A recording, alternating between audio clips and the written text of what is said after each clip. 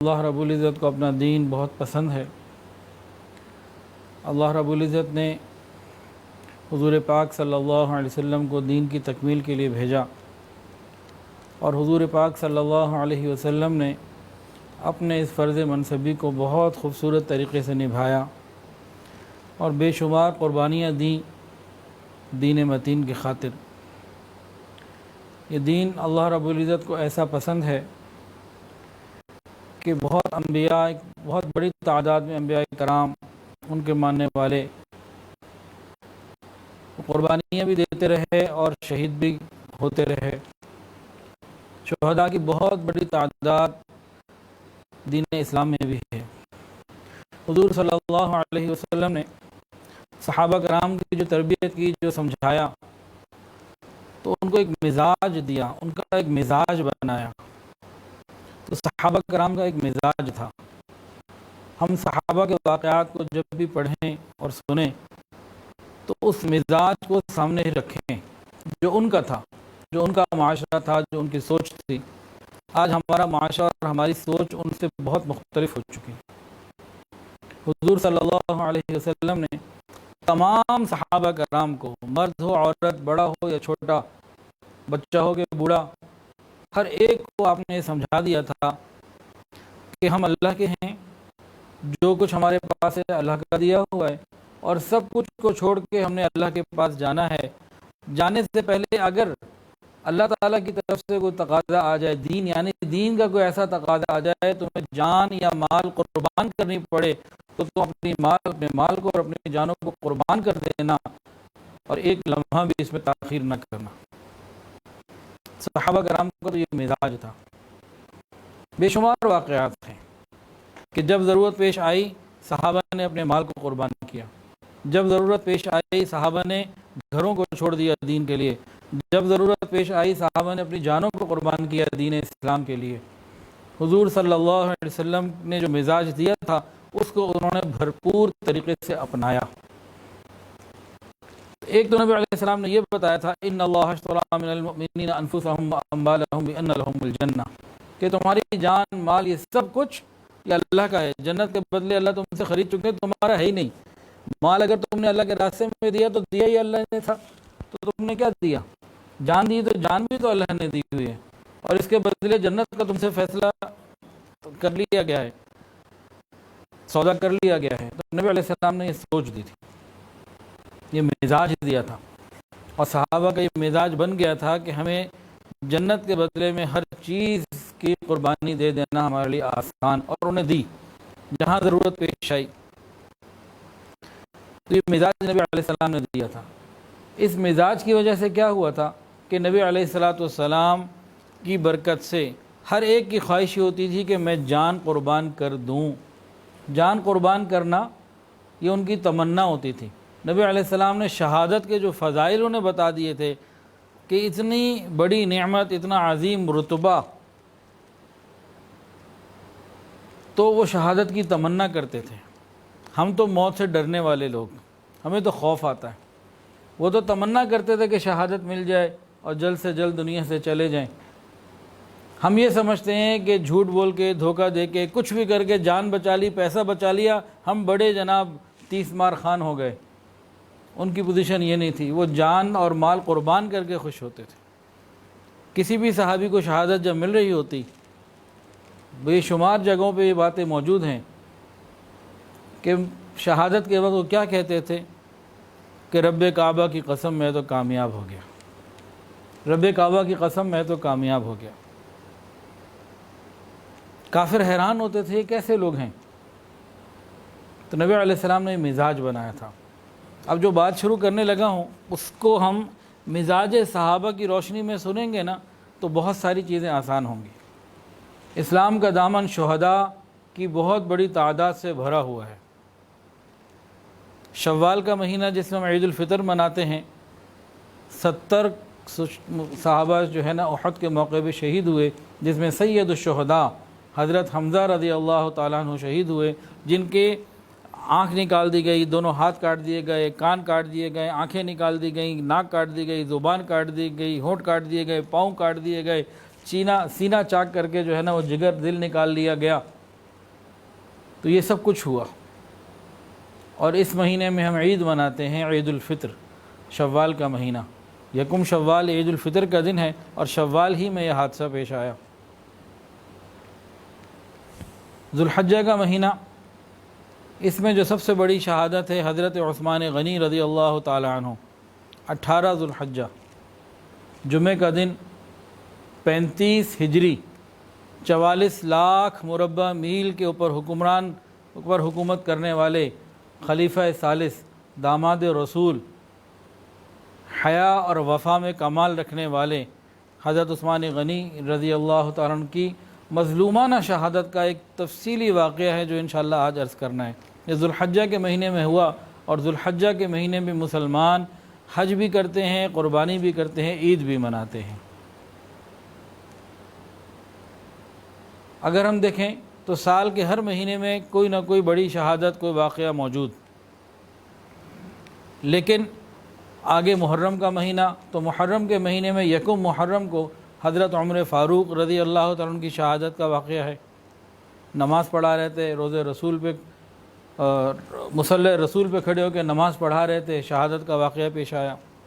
اور 10 محرم الحرام کو سیدنا حسین رضی اللہ تعالیٰ عنہ کی شہادت کا واقعہ پیش آیا۔ تو یہ تمام شہادت کے واقعات جو ہے نا، ہم مزاج صحابہ کی روشنی میں دیکھیں کہ جان دینا ان کے لیے سعادت تھا، وہ تمنا کرتے تھے کہ جان دی جائے۔ اب ہم بات کرتے ہیں حضرت عثمان غنی رضی اللہ تعالیٰ عنہ کے کچھ فضائل کی، اور پھر آخر میں جو شہادت کا واقعہ پیش آیا اس کو کسی قدر تفصیل کے ساتھ انشاءاللہ پیش کیا جائے گا۔ حضرت عثمان غنی رضی اللہ تعالیٰ عنہ خود فرماتے ہیں کہ میں 4تھے نمبر پہ مسلمان ہوا۔ یہ سابقون الاولون میں سے ہیں، خلیفہ ثالث ہیں۔ اسلام لانے سے پہلے کے بارے میں فرماتے ہیں کہ میں نے کبھی نہ گانا گایا، نہ زنا کیا، اور نہ کبھی بت پرستی کی، نہ کبھی شراب پی، اور اسلام لانے کے بعد بھی اس میں سے کچھ نہیں کیا۔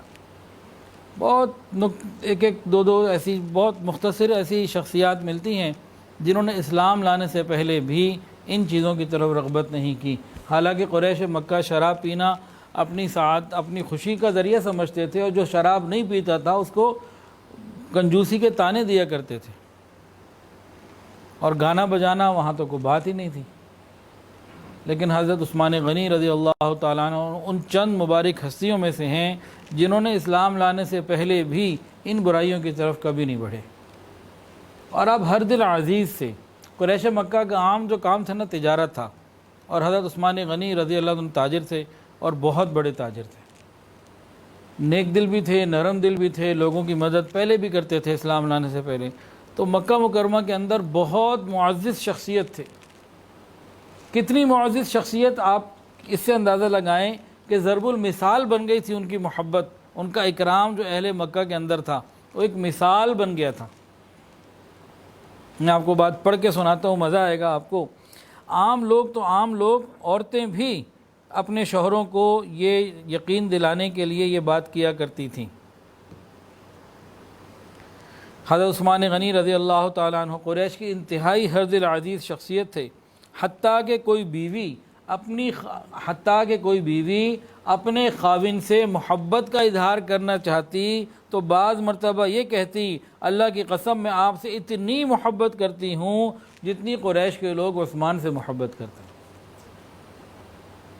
اس درجے کی محبت تھی، عام لوگ بھی اتنی محبت کرتے تھے۔ یہی محبت اور یہی ان کا ہر دل عزیز ہونا مکہ کے اندر یہ وجہ بنا حدیبیہ میں حضرت عثمان غنی رضی اللہ تعالیٰ عنہ کو مسلمانوں کا سفیر، اسلام کا سفیر، نبی علیہ السلام کا سفیر بنانے کا، کہ حضور پاک صلی اللہ علیہ وسلم نے حدیبیہ کے موقع پہ یہ کام کیا۔ حضرت عثمان غنی رضی اللہ تعالیٰ عنہ نے بہت سارے قانون بنائے۔ ان میں سے ایک قانون یہ تھا کہ ایک آدمی نے کسی جھگڑے میں حضور پاک صلی اللہ علیہ وسلم کے چچا حضرت عباس رضی اللہ تعالیٰ عنہ کو حقارت کے ساتھ جو ہے نا ان کے ساتھ معاملہ کیا، اور حقارت آمیز معاملہ ہوا۔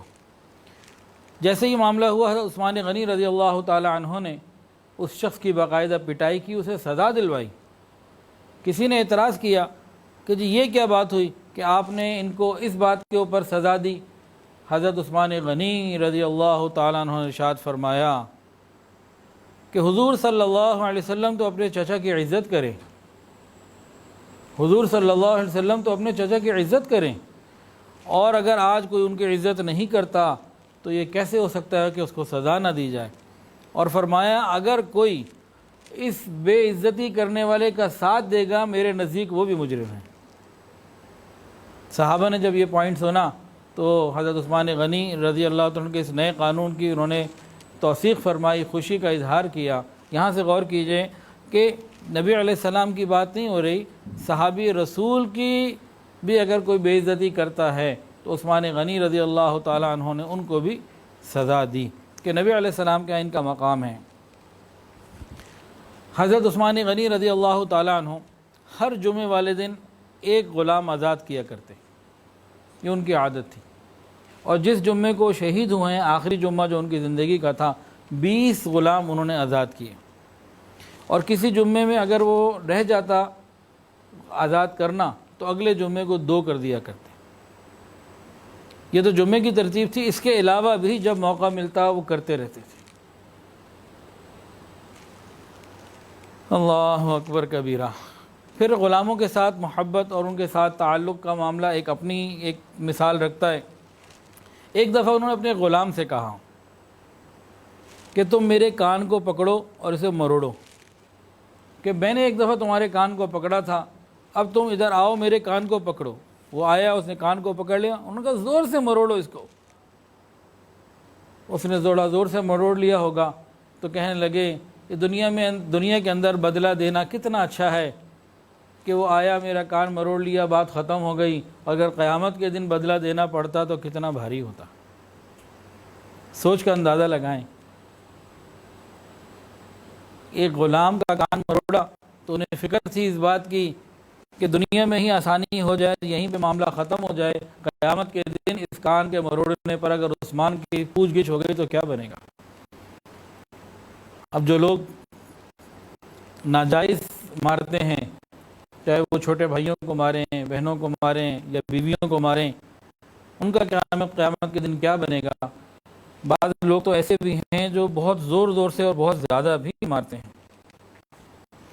حضرت عثمان غنی رضی اللہ تعالی عنہ عاشق قرآن تھے، ایک رکعت میں پورا قرآن تلاوت کر لیا کرتے تھے۔ مقام ابراہیم پہ مطاف میں ایک ہی رکعت میں پورا قرآن مکمل کر لیا کرتے تھے، اور شوق سے قرآن پڑھتے۔ کوئی دن ان کا قرآن مجید کی تلاوت سے خالی نہ ہوتا، بلکہ دیکھ کر قرآن پڑھتے۔ کوئی دن ایسا نہ ہوتا کہ وہ قرآن کا پیج نہ دیکھتے۔ اور ہم میں سے کتنے لوگ ایسے ہیں، کوئی دن ایسا نہیں ہوتا کہ فیس بک کا پیج ہم نہیں دیکھتے۔ اور حضرت عثمان غنی رضی اللہ عنہ فرمایا کرتے تھے لو طہرت قلوبکم ما شبعتم من کلام ربکم، اگر تمہارے دل پاکیزہ ہوتے تو تلاوت قرآن سے نہ بھرتے۔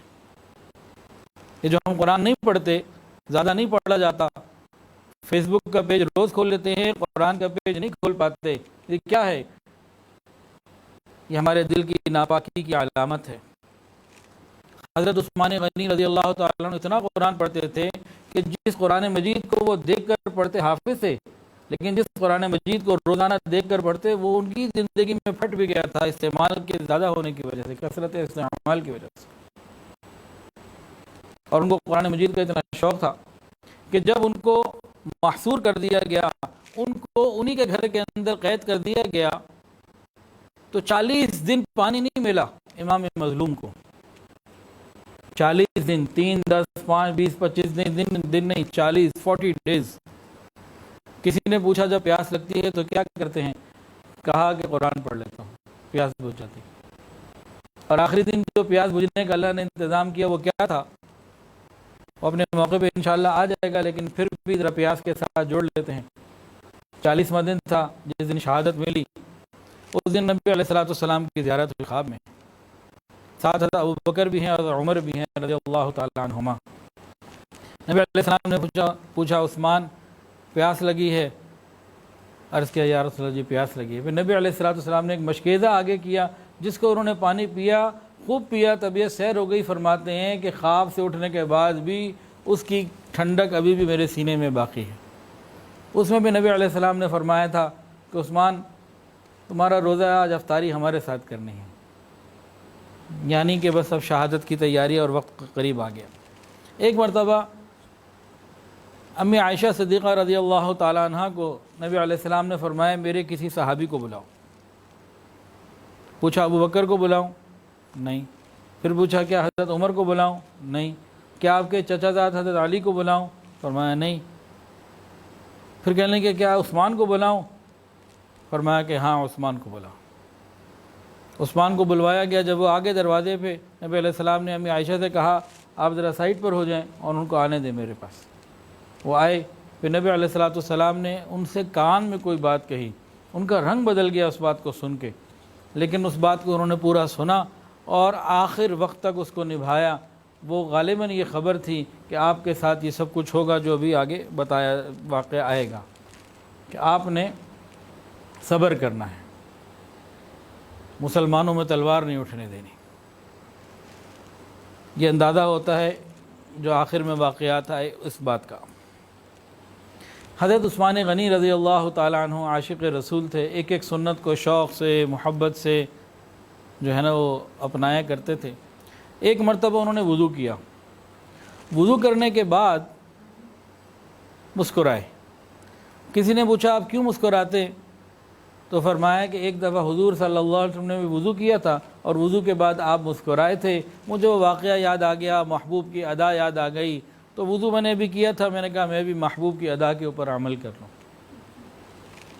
تو صحابہ کرام عاشقان رسول تھے, ایک ایک سنت کو شوق سے محبت سے پورا کیا کرتے تھے. حضرت عثمان غنی رضی اللہ تعالیٰ عنہ بہت مالدار تھے, تاجر تھے, بڑے تھے. یہ اپنے گھر والوں کا بھی بڑا خیال کرتے تھے. ایک مرتبہ انہوں نے 200 درہم کی ایک چادر خریدی اور چادر خرید کے کہا کہ یہ میں نے اپنی بیوی نائلہ کے لیے خریدی ہے, میں نائلہ کو دوں گا, وہ اس کو اوڑھے گی, میں اس کو دیکھ کے یہ چادر کو پہنا ہوا دیکھ کے میں خوش ہو جاؤں گا. اگر اللہ نے شوہر کو مال دیا ہو تو بیوی کو خوش کرنے کے لیے کوئی تحفہ دینا, کوئی انعام دینا, یہ چیزیں محبت کو بڑھاتی ہیں. اور صحابہ کرام جن کے پاس مال کی وسعت تھی ان کا یہ طریقہ بھی رہا ہے. اللہ تعالیٰ ہمیں ان باتوں کی صحیح سمجھ عطا فرمائے. حضرت عثمان غنی رضی اللہ تعالی عنہ یہ داماد رسول بھی ہیں, اور ایک دفعہ نہیں 2 مرتبہ داماد رسول بنے. 2 مرتبہ. یہ وہ شرف ہے جو پوری امت میں سے کسی کو نہیں ملا سوائے حضرت عثمان غنی رضی اللہ تعالی عنہ کے. رسول اللہ صلی اللہ علیہ وسلم کی 4 صحابزادیاں. کتنی؟ 4. پہلی ہیں سب سے بڑی حضرت زینب رضی اللہ تعالی عنہ. ان کے شوہر کا نام, داماد رسول کا نام حضرت عمرو بن عاص رضی اللہ تعالی عنہ. دوسری ہیں حضرت رقیہ رضی اللہ تعالی عنہ. ان کے شوہر داماد رسول کا نام ہے حضرت عثمان غنی رضی اللہ تعالی عنہ. حضور پاک صلی اللہ علیہ وسلم بدر کے لیے تشریف لے گئے. حضرت عثمان کو ساتھ نہیں لے گئے. کہا کہ میری بیٹی کا خیال کرو. میری بیٹی بیمار تھی وہ, تو ان کی تیمارداری کی غرض سے اپنے داماد کو چھوڑ گئے کہ تم اس کا خیال کرو. اب حضرت عثمان غنی رضی اللہ تعالیٰ عنہ پیچھے مدینہ میں ہیں. نبی علیہ الصلوۃ والسلام بدر پہنچے. بدر پہنچ کے جب آپ نے مال غنیمت مسلمانوں میں تقسیم کیا, جو موجود مجاہدین تھے ان سب کو دیا, سوائے حضرت عثمان جو موجود نہیں تھے ان کو بھی شامل کر لیا, حالانکہ وہ مدینہ میں تھے لیکن نبی علیہ السلام کے حکم سے رکے تھے. تو یہ بھی ان کو اعزاز ملا اور بدریین میں ان کا نام شامل ہوا. جب نبی علیہ السلام واپس آئے ہیں تو آپ نے دیکھا کہ حضرت رقیہ رضی اللہ عنہ کا انتقال ہو چکا. نبی علیہ السلام نے حضرت عثمان کو دیکھا کہ بڑے غمگین بیٹھے ہیں. پوچھا کیا ہوا؟ کہا کہ جو کچھ میرے ساتھ ہوا کسی اور کے ساتھ تو نہیں ہوا, کہ آپ کے ساتھ جو دامادی کا رشتہ تھا وہ ختم ہو گیا, میرے ساتھ تو اتنا بڑا حادثہ ہوا. تو حضور صلی اللہ علیہ وسلم نے فرمایا کہ بھئی غم نہ کرو، اللہ تعالیٰ نے حکم دیا ہے کہ تمہارا نکاح ام کلثوم اپنی دوسری بیٹی سے کر دو۔ تو نبی علیہ السلام نے حضرت ام کلثوم رضی اللہ تعالیٰ عنہ جو نبی علیہ السلام کی تیسری صاحبزادی ہیں ان سے ان کا نکاح کر دیا۔ اللہ کی شان، ام کلثوم رضی اللہ تعالیٰ عنہ کا بھی انتقال ہو گیا، عنہا کا بھی انتقال ہو گیا۔ جب ان کا انتقال ہوا، نبی علیہ السلام نے فرمایا اگر میری 40 بیٹیاں بھی ہوتیں اور یکے بعد دیگرے ان کا انتقال ہوتا رہتا تو بھی میں عثمان کو دیتا، یہ شرف پھر کسی اور کو نہیں ملا۔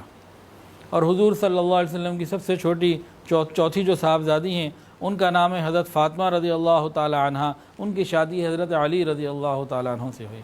تو نبی علیہ السلام کی 4 صاحبزادیاں، جن میں سے 2 ایک کے بعد دیگرے حضرت عثمان غنی رضی اللہ تعالی عنہ کے حصے میں آئیں اور ان سے نکاح ہوا۔ تو ان کا لقب ہے ذو النورین، 2 نور والے۔ حضرت عثمان غنی رضی اللہ تعالی عنہ کاتب وحی بھی ہیں، قرآن مجید لکھا بھی کرتے تھے۔ حضرت عثمان غنی رضی اللہ تعالیٰ عنہ کی ایک اور بڑی عجیب شان ہے کہ آپ نے 2 ہجرتیں کی۔ پہلے ہجرت کی حبشہ کی طرف اور دوسری ہجرت کی مدینہ طیبہ کی طرف۔ اور پہلی ہجرت جو ہجرت حبشہ تھی وہ آپ نے اپنی فیملی کے ساتھ، بیوی کے ساتھ کی، اہل و عیال کے ساتھ کی۔ نبی علیہ السلام نے فرمایا حضرت لوط علیہ السلام جو حضرت ابراہیم علیہ السلام کے بھتیجے ہیں، ان کے بعد فیملی کے ساتھ ہجرت کرنے والے جو سب سے پہلے ہیں حضرت عثمان غنی رضی اللہ تعالیٰ عنہ۔ تو فیملی کے ساتھ ہجرت کر کے پہلے گئے حبشہ اور بعد میں آپ کی ہجرت ہے مدینہ طیبہ کی۔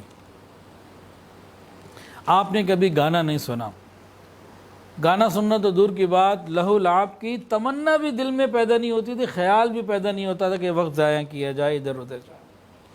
جب سے نبی علیہ السلام سے بیعت کی، آپ کا دایاں ہاتھ ان کے ہاتھ میں گیا نبی علیہ السلام کے ہاتھ میں، اور بیعت کرنے کے بعد حضرت عثمان غنی رضی اللہ تعالی عنہ نے اپنے دائیں ہاتھ کو کبھی حساس مقامات پہ بھی نہیں لگایا جسم کے۔ عہد جاہلیت میں بھی کبھی زنا کے قریب نہیں گئے، کبھی چوری نہیں کی، اور نبی علیہ السلام کی زندگی میں قرآن مجید کو پورا حفظ کر لیا تھا، اور آپ نے ایک رکعت میں قرآن مجید کو پڑھا بھی۔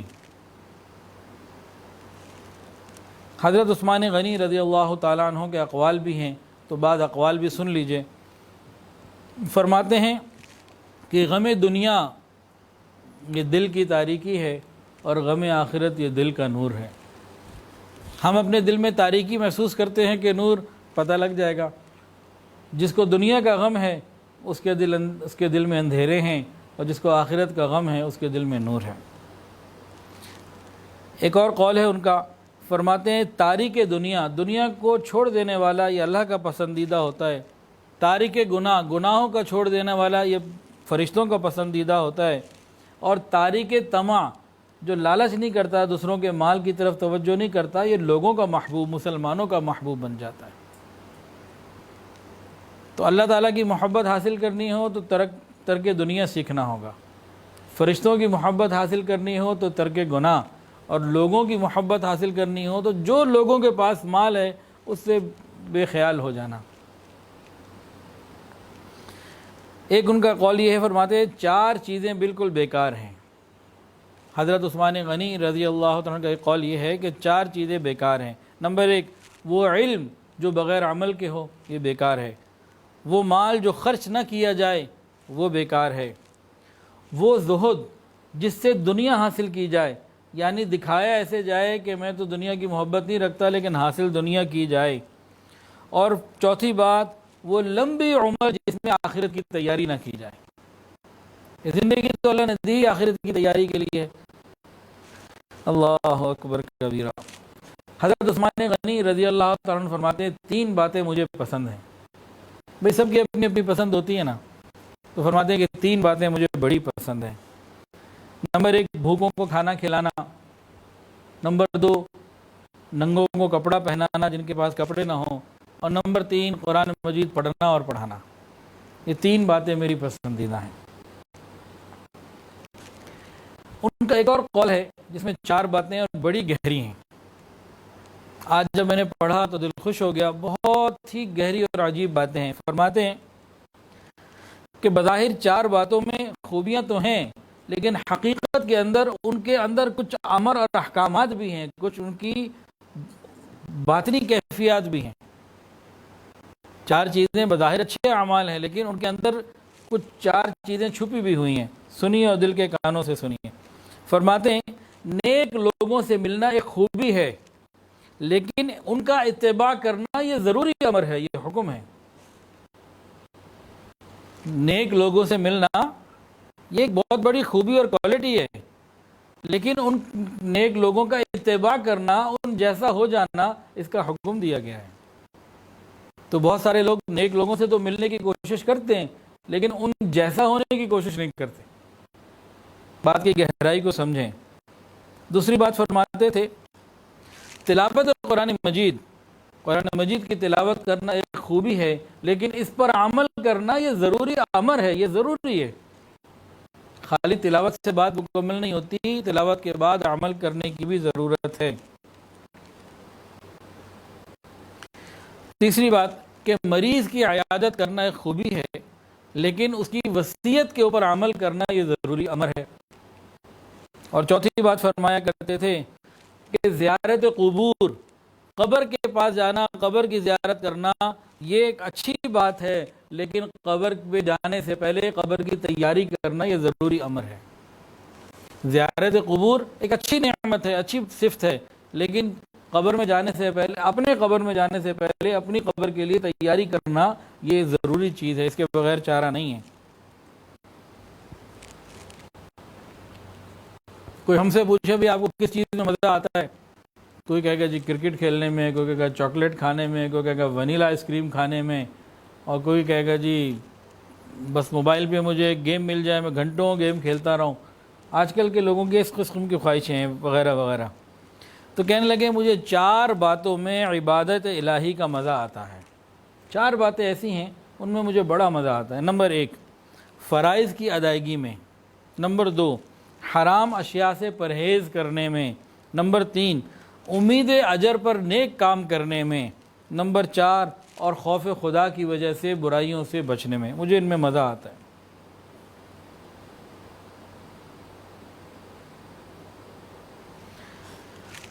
بعض چیزیں ایسی ہیں جو حضرت عثمان غنی رضی اللہ تعالیٰ عنہ نے ہی شروع کی، یہ کہلاتی ہیں اولیات عثمان غنی رضی اللہ تعالیٰ عنہ، کہ ان چیزوں کے شروع کرنے والے حضرت عثمان غنی رضی اللہ تعالیٰ عنہ ہیں، ان سے پہلے یہ چیز نہیں تھی۔ ان باتوں میں سے ایک ایسی بات بھی آئے گی، اس کو سمجھنے کے لیے ایک حکم نبی علیہ السلام کا ہمارے سامنے رہے۔ نبی علیہ السلام نے ارشاد فرمایا کہ میری اور خلفائے راشدین کی سنتوں کو لازم پکڑو۔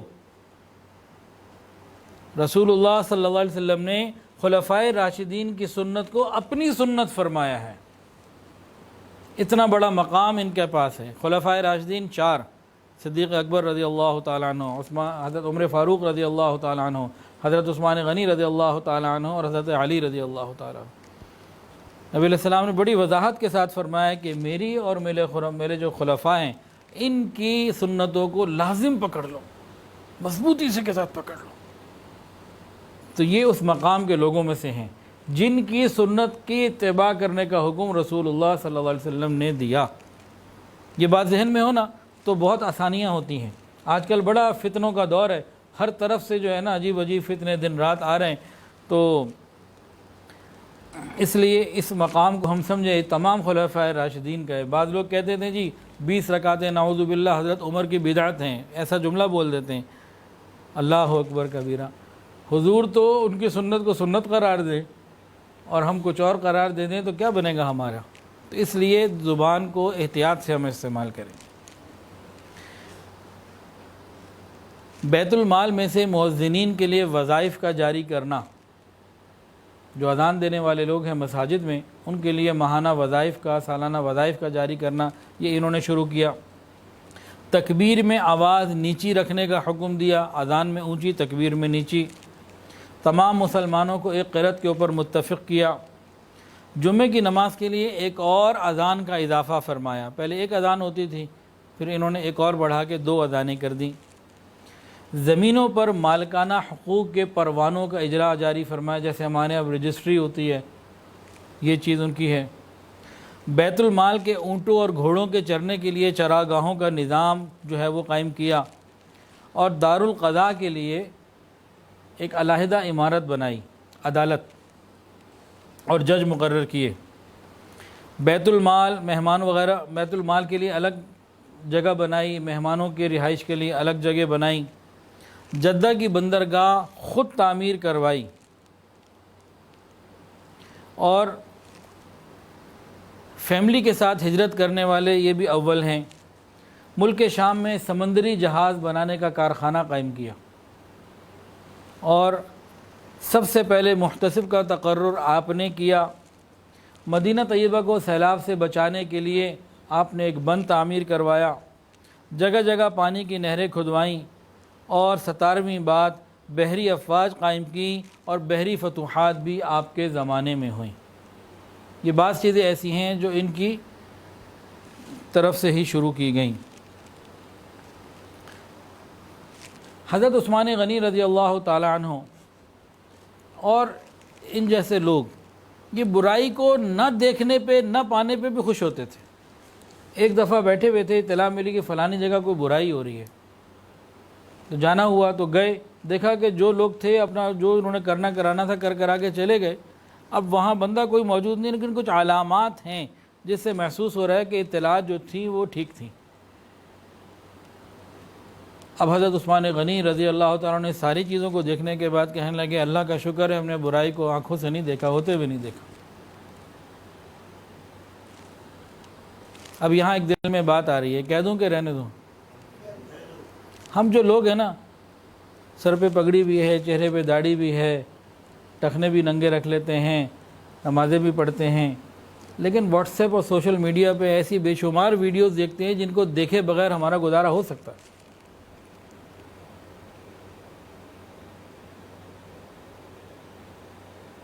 اب ایک ویڈیو آئی چند دن پہلے اور مجھے بے شمار جگہ سے آئی، الحمدللہ میں نے ابھی تک نہیں دیکھی۔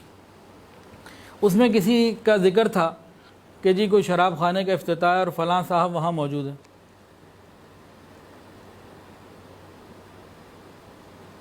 نہیں دیکھی۔ اب یہیں اگر پوچھ لیا جائے کہ بھئی کس کس نے دیکھی ہے تو پتہ نہیں کوئی کہے کہ ہاں دیکھ لی، بھی دیکھی ہے تو کیوں دیکھی جب نیچے لکھا ہوا ہے؟ پھر ضرورت کیا ہے؟ آپ کے دیکھنے سے کیا ہو جائے گا؟ آپ توبہ استغفار کر لیں، اللہ سے معافی مانگ لیں۔ تو بہت ساری گناہ ہم لوگوں سے ہو جاتے ہیں۔ اب ایک صاحب سڑکوں کے اوپر بورڈ دیکھ رہے تھے کہ دیکھو لوگوں کو کیا ہو گیا ہے، کیسی کیسی عورتوں کی تصویریں لگائی ہوئی ہیں۔ بھائی لوگوں کو جو ہو گیا، جو کچھ کیا ہوا ہے وہ اپنی جگہ، تم جو دیکھ رہے ہو تم تو بدنظری کے مرتکب ہو گئے۔ شیطان نے اس طریقے سے بدنظری کا مرتکب تو کروا دیا نا۔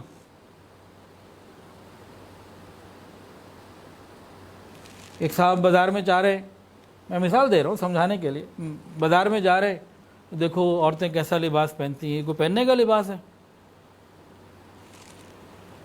اب یہ جو تبصرہ کر رہا ہے عورتوں کے لباس کو دیکھ کر، یہ برائی کو تو دیکھ رہا ہے، نامحرم کو تو دیکھ رہا ہے، نامحرم کے دیکھنے کا مرتکب تو ہو رہا ہے نا، یہ گناہ تو اس کو مل رہا ہے۔ تو ہم اس سے بھی اپنے آپ کو بچانے کی فکر کریں۔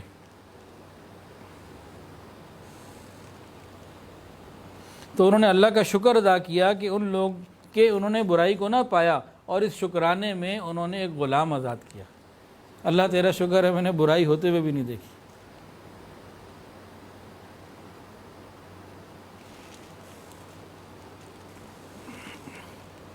بہت بڑے مقام کے صحابی تھے حضرت عثمان غنی رضی اللہ تعالیٰ عنہ۔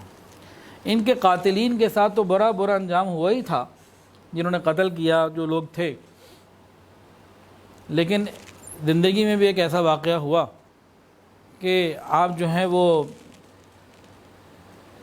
ممبر پر بیان فرما رہے تھے، تو ایک صاحب کو کوئی ناراضگی تھی، کیا تھا، انہوں نے اپنی لاٹھی سے ان کو مارا، ان کا گھٹنا بھی زخمی ہوا، ان صاحب کی لاٹھی بھی ٹوٹ گئی، اور 1 سال کے بعد اس بندے کا کیا ہوا کہ سال بھی نہیں گزرا تھا کہ اس شخص کو ایک ایسی مہلک بیماری لگی جس سے وہ اس کا جسم ہی گھل کے رہ گیا، اور انتقال ہو گیا، جسم ہی ہلاک ہو، مطلب کھا جانے والی کوئی بیماری لگی کہ جسم خراب ہو گیا۔ صحابی رسول کے ساتھ کسی قسم کی چیز یہ اللہ تعالیٰ کو تو برداشت نہیں۔ پھر اللہ کا غیبی نظام آتا ہے، ظاہر کب ہو وہ ایک الگ بات ہے، لیکن بہرحال ہوتا ہے۔ اور حضرت عثمان غنی رضی اللہ تعالیٰ عنہ امیر المومنین ہیں، 44 لاکھ مربع میل کے حصے پر حکومت ہے، آذربائیجان، ادھر چین، ادھر ہندوستان، اور ادھر سے جناب مسجد اقصی سے آگے ادھر یورپ کے قریب، مختلف اس جہاں جہاں دنیا میں انسان جا سکتا تھا وہاں وہاں تک ان کی فوجیں جا رہی تھیں، اور ہر دل عزیز بھی تھے۔ انہوں نے اپنے قریبی رشتہ دار کو ایک ذمہ داری دی اور ان کو ایک علاقے کا ایک کام کا محتسب بنا دیا، ذمہ دار بنا دیا کہ بھئی آپ کی یہ ڈیوٹی ہے، یہ کام کریں۔ ان کا کام یہ تھا کہ بازار میں جو خرید و فروخت کی اشیاء ہیں ان کی قیمتوں کو، اور دکانداروں کا جو وزن کرنے والے باٹ ہیں، اسکیل ہیں، وہ سب چیزوں کو دیکھنا، پیمانے دیکھنا، سکوں کا کہ بھئی سکے ٹھیک ہیں، کرنسی وغیرہ یہ ساری چیزیں ٹھیک ہیں، تاکہ لینے دینے والوں کو، خریدار کو، بیچنے والوں کو کسی قسم کی شکایتیں نہ ہوں۔ تو ان کو اس قسم کا ذمہ دار بنا دیا اور ان کو کہا آپ یہ ساری ڈیوٹی دیں۔ قریبی رشتہ دار تھے ان کے، وہ اعتماد کیا اور ان کو لگا دیا۔ لیکن انہوں نے اس رشتہ داری کا، وہ جو صاحب تھے نا، اس رشتہ داری کا اور قرابت داری کا ناجائز فائدہ اٹھایا۔ اب حضرت عثمان غنی رضی اللہ عنہ کو اطلاع ملی کہ بھئی یہ تو بعض چیزیں اپنے لیے مقرر کر لی ہیں اور بہت سے ناجائز فائدے ہی اٹھا رہے ہیں۔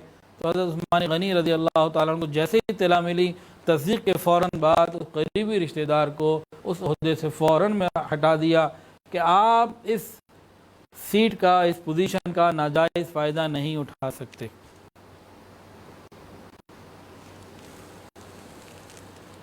حضرت عثمان غنی رضی اللہ تعالیٰ عنہ کو جن لوگوں نے شہید کیا تھا نا، قاتلان عثمان غنی، ان میں سے ایک کا واقعہ اس طریقے سے ہے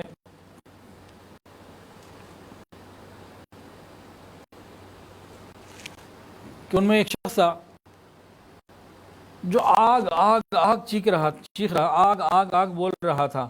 تو ایک بزرگ ہیں جنہوں نے روایت کی ہے، وہ کہتے ہیں کہ میں اس کے قریب گیا تو میں نے دیکھا بندہ ایسا ہے جو زمین پہ گھسٹ رہا ہے، دونوں ہاتھ نہیں، دونوں پاؤں نہیں، اور دونوں آنکھیں بھی نہیں، اندھا بھی ہے، لولا بھی ہے، لنگڑا بھی ہے، اور چیخ رہا ہے آگ آگ آگ۔ میں نے اس سے پوچھا یہ تو کیا کر رہا ہے، یہ کیسی بات ہے؟ تو وہ تڑپ کے کہنے لگا کہ بات یہ ہے کہ میں حضرت عثمان غنی رضی اللہ عنہ کے قاتلوں میں سے شامل ہوں، اور میں نے ہی وار کیا تھا، اور جب ان کی بیگم آگے ان کو بچانے کے لیے آئیں تو میں نے پھر ایک تماچا مارا تھا، ان کی بیگم کے منہ پہ تھپڑ مارا تھا۔ اس وقت حضرت عثمان غنی رضی اللہ تعالی عنہ نے مجھے یہ کہا تھا تجھے کیا ہو گیا، عورت پر ناحق ہاتھ اٹھاتا ہے، خدا تیرے ہاتھ پاؤں کاٹے، تیری دونوں آنکھوں کو اندھا کرے اور تجھے آگ میں ڈالے۔ مجھے ان کی اس بد دعا سے خوف معلوم ہوا اور میں نکل کے وہاں سے بھاگ گیا، اور اب میری حالت یہ ہے کہ تم دیکھ رہے ہو، اندھا میں ہو چکا، لولا میں ہو چکا، لنگڑا میں ہو چکا، اب قبر اور جہنم کی آگ باقی ہے۔ یہ حضرت عثمان غنی رضی اللہ عنہ کی زندگی کے بعض واقعات تھے۔ اللہ اکبر کبیرہ۔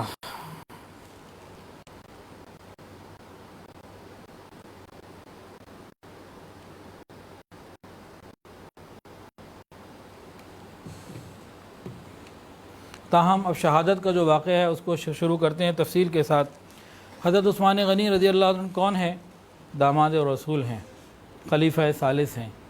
نبی کریم صلی اللہ علیہ وسلم نے ان کے بارے میں ایک بڑی بشارت والی بات بتائی، بہت ہی عجیب۔ فرمایا کہ ہر نبی کا کوئی رفیق ہوتا ہے، میرا رفیق جنت میں عثمان ہوں گے۔ حضرت عثمان غنی رضی اللہ تعالیٰ عنہ نبی علیہ السلام کے رفیق ہیں۔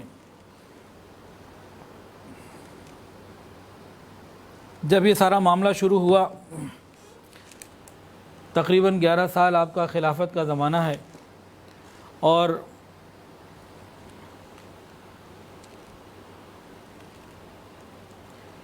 کچھ لوگ تھے جو دور سے آئے تھے، مصر سے اور مختلف علاقوں سے، وہ حضرت عثمان غنی رضی اللہ عنہ کی پالیسی سے اور آپ سے اور اسلام سے بہت بغض رکھنے والے لوگ تھے۔ تو ان باغیوں نے نا مدینہ طیبہ میں اپنا ایک مرکز بنا لیا، اپنی ایک چھاؤنی سی بنا لی، اپنی ایک جگہ بنا لی۔ وہ ہر قیمت پر حضرت عثمان غنی رضی اللہ عنہ کو شہید کرنے کا فیصلہ کر چکے تھے۔ جب انہوں نے اپنی طرف سے ساری تیاریاں کر لیں تو جمعہ کا دن تھا، حضرت عثمان غنی رضی اللہ تعالیٰ عنہ ممبر پر تشریف لائے نماز جمعہ کا خطبہ دینے کے لیے، بیان کرنے کے لیے۔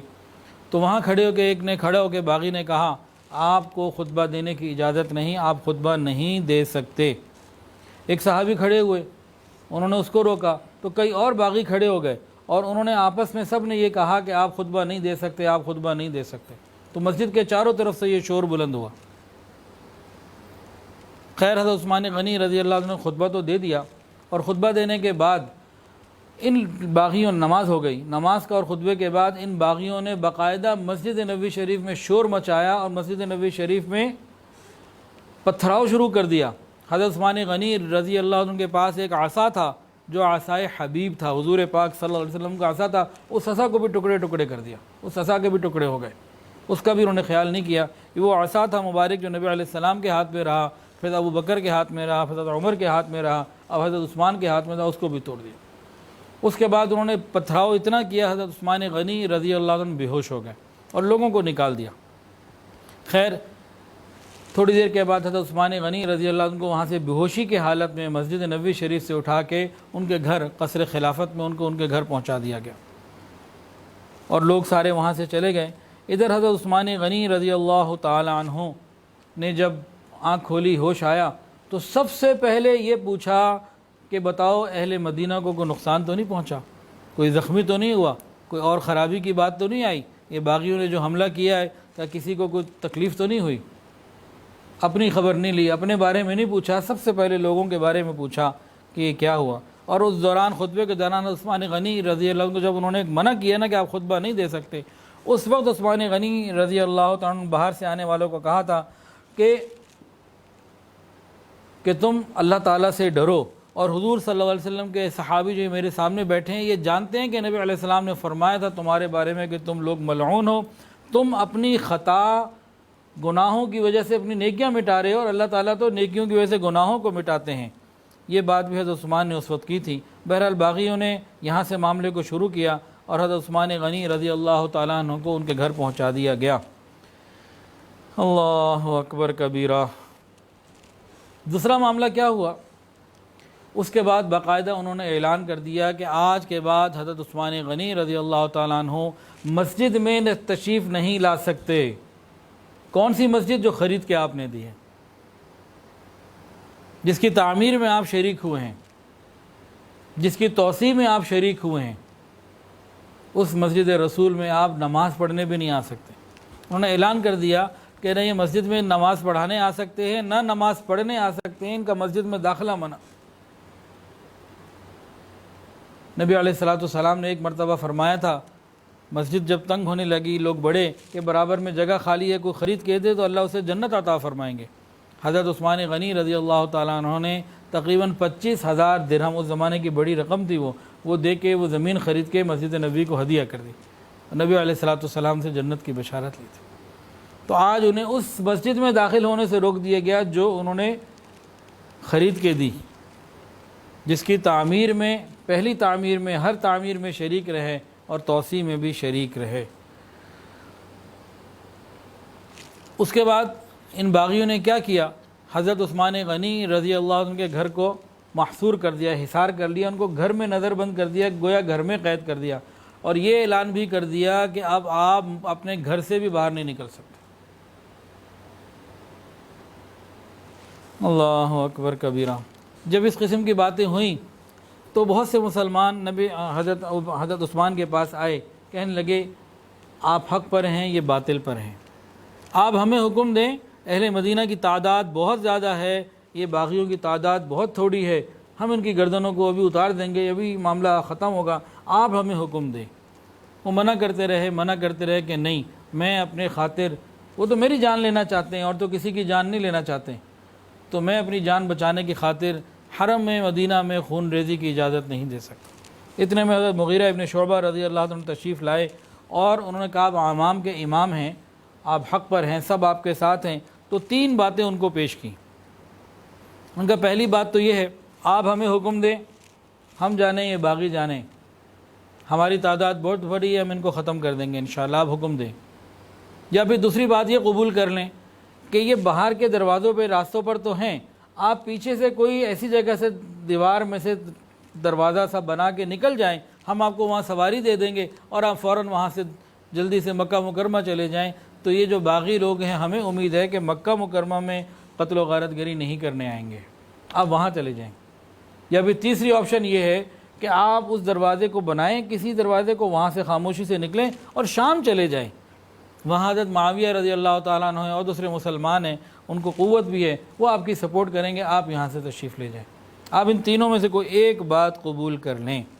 حضرت عثمان غنی رضی اللہ تعالیٰ عنہ نے حضرت مغیرہ بن شعبہ رضی اللہ تعالیٰ عنہ کی تینوں باتوں کو سنا اور کہا، پہلی بات کہتے ہو کہ یہاں خون ریزی ہو، محرم مدینہ میں خون ریزی نہیں ہو سکتی، میری جان لینا چاہتے ہیں، میری زیادہ سے زیادہ جان لیں گے، اس کی میں اجازت نہیں دے سکتا۔ دوسری بات کہ میں مکہ چلا جاؤں، میں مکہ بھی نہیں جاؤں گا، اور میں نے سنا ہے نبی علیہ السلام سے کہ مکہ مکرمہ میں ایک قریشی اہل مکہ پر ظلم کرے گا اور اس کو آدھی دنیا کے برابر عذاب ہوگا، میں وہاں بھی نہیں جاؤں گا۔ اور تیسری بات، شام کہتے ہو، شام چلا جاؤں، میں اپنی اس جگہ کو جو ہجرت کر کے آگے میں نے پسند کی ہے اور حضور صلی اللہ علیہ وسلم کے پڑوس کو چھوڑ کر میں کہیں نہیں جانا چاہتا، میرا جینا مرنا مدینہ طیبہ میں ہی ہے، میں یہاں سے نہیں جاتا۔ حضرت عثمان غنی رضی اللہ تعالیٰ عنہ نے یہ تین جو آپشن دی گئی تھیں ان کے یہ جوابات عطا فرمائے۔ حضرت عثمان غنی رضی اللہ تعالیٰ عنہ کو نبی علیہ السلام سے کس قدر محبت ہے کہ اس وقت میں بھی کہہ رہے ہیں کہ میں مدینہ چھوڑ کے نہیں جا سکتا۔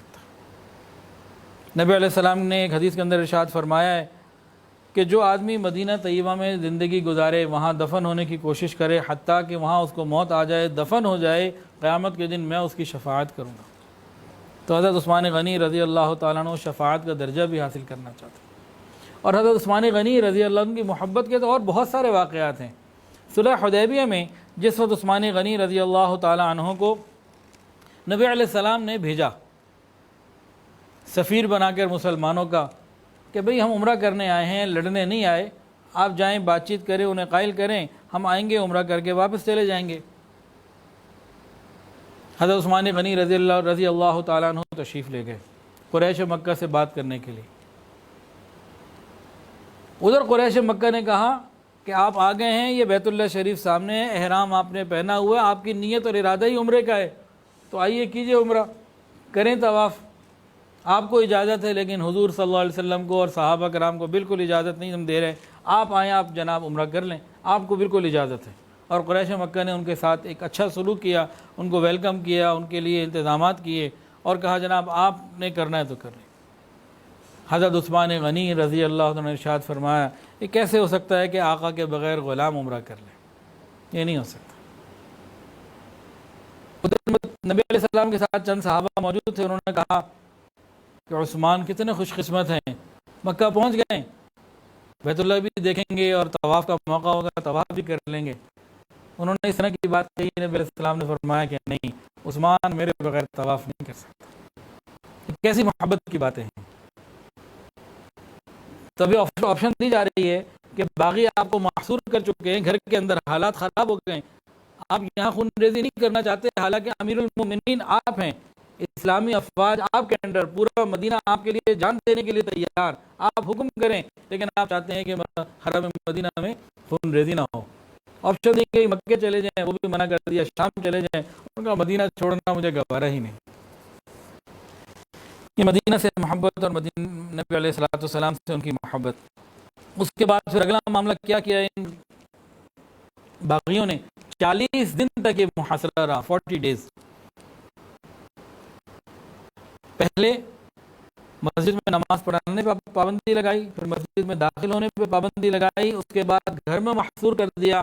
اب اگلا معاملہ انہوں نے یہ کیا کہ آپ کو دانا پانی بھی اب کوئی نہیں پہنچا سکتا۔ اب کوئی شخص کھانا لے کے جانا چاہتا، اس سے لڑتے، اور پھر انہوں نے پانی کے بھی منع کر دیا کہ اب پانی بھی کوئی نہیں پہنچا سکتا۔ تو آپ کا کھانا پانی بھی ان لوگوں نے بند کرا دیا گیا۔ یہ کون ہے جنہوں نے پتہ نہیں ہزاروں نہیں لاکھوں لوگوں کو کھانا کھلایا اور پلایا ہوگا؟ بے شمار واقعات ہیں۔ ایک مرتبہ مدینہ طیبہ میں قحط پڑا، چیزیں مہنگی ہو گئیں، اتنے میں حضرت عثمان غنی رضی اللہ عنہ کو 1000 اونٹوں کا قافلہ غلے سے لدا ہوا بھرا ہوا مال آ گیا۔ اب پک اپ سمجھ لیجیے کہ 1000 پک اپ پہ مال آ گیا، 1000 اونٹ لدے ہوئے تھے مال سے، وہ مال آ گیا، غلہ آ گیا۔ مدینہ کے تاجر آگے حضرت عثمان کے پاس اپنی اپنی دولت لے کے، اپنی اپنی آفرز لے کے کہ عثمان 100 روپے کا مال 150 میں دے دو، 50% نفع لے لو۔ کہا نہیں۔ اچھا 100%، 100 کا مال 200 میں دے دو۔ کہا نہیں۔ کسی نے 300 بھی کہہ دیا، تو بڑی بڑی آفرز آئی۔ حضرت عثمان غنی رضی اللہ عنہ فرمایا کہ نہیں، میں بھی سوچوں گا، مجھے تو 1 کا 10 ملتا ہے، کوئی ہے جو 1 کا 10 دے؟ تو انہوں نے کہا نہیں، ہم تاجر تو ہیں لیکن ہمیں یقین نہیں آتا کہ کوئی 1 کا 10 دینے والا بھی ہو۔ وہ ڈیل نہ ہوئی۔ انہوں نے کہا کہ بھئی مجھے میرا رب 1 کا 10 دینے والا ہے، من جاء بالحسنۃ فلہ عشر امثالھا۔ وہ سارے کا سارا غلہ اہل مدینہ میں فقراء میں تقسیم کروا دیا، 1 روپیہ بھی نہیں لیا اس مال کا جو شارٹیج کے زمانے میں لوگ کئی گنا دینے کے لیے تیار تھے۔ یہ کاروباری آدمیوں سے پوچھیں نا، ہمارے معاملے میں، ہماری زندگیوں میں جب کسی چیز کی شارٹیج ہوتی ہے پھر ہمارے رویے کیا ہوتے ہیں۔ ایک اور واقعہ سن لیجئے لوگوں کو کھانا کھلانے کا۔ نبی عید کا دن ہے، نبی علیہ الصلوۃ والسلام جا رہے ہیں عید کی نماز کے لیے۔ ازواج مطہرات نے کہا کہ کچھ دے دیجئے، مکہ کے یتیم، مدینہ کے یتیم، مدینہ کی بیوائیں، کچھ عورتیں، غریب مسکین آئیں گے، تو جب آئیں گے تو ان کو کچھ کھلانا پلانا ہوتا ہے، وہ اسی نیت سے آتے ہیں کچھ کھائیں گے، عید کا دن ہے، کھانے پلانے کا، کھانے پینے کا دن ہے۔ نبی علیہ السلام نے فرمایا میرے پاس تو کچھ نہیں۔ آپ تشریف لے گئے، واپس آئے تو دیکھا ہر گھر میں کھانا پک رہا ہے۔ آپ کی 9 ازواج مطہرات ہیں، اس وقت جتنی تھی ہر گھر میں کھانا پک رہا ہے۔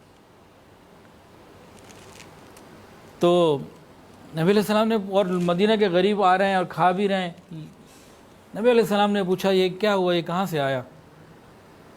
تو ازواج مطہرات نے بتایا کہ آپ کے جانے کے بعد حضرت عثمان غنی رضی اللہ تعالیٰ عنہ آئے تھے اور انہوں نے آپ کی زوجہ، ہر زوجہ کے گھر ایک سامان سے، غلے سے لدا ہوا اونٹ بھیجا، اب ہر گھر میں کھانا پک رہا۔ تو نبی علیہ السلام نے دعا دی تھی، یا اللہ عثمان کا حساب آسان کر دینا۔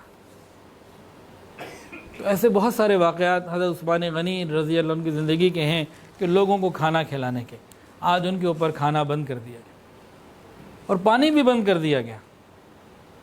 پانی کی جب تنگی ہوئی، حضرت عثمان غنی رضی اللہ تعالیٰ عنہ نے حضرت علی، حضرت طلحہ، حضرت زبیر، حضرت عائشہ رضی اللہ تعالیٰ علیہم اجمعین، ان کو پیغامات بھجوائے کسی طریقے سے کہ میرے لیے پانی کا انتظام کریں۔ حضرت علی رضی اللہ تعالیٰ نے جیسے ہی پیغام سنا، پانی کا مشکیزہ لیا اور چل پڑے کہ میں جا کے پانی پہنچاؤں، لیکن یہ جو باغی تھے درمیان میں آ گئے، شدت کے ساتھ آپ کو روکا، آپ کے ساتھ لڑائی کی اور آپ کو آگے بڑھنے نہیں دیا۔ وہ مشکیزہ چھین کر پھاڑ دیا، پانی زمین پہ بہا دیا۔ حضرت عثمان کا گھر سامنے، حضرت علی پانی نہ پہنچا سکے۔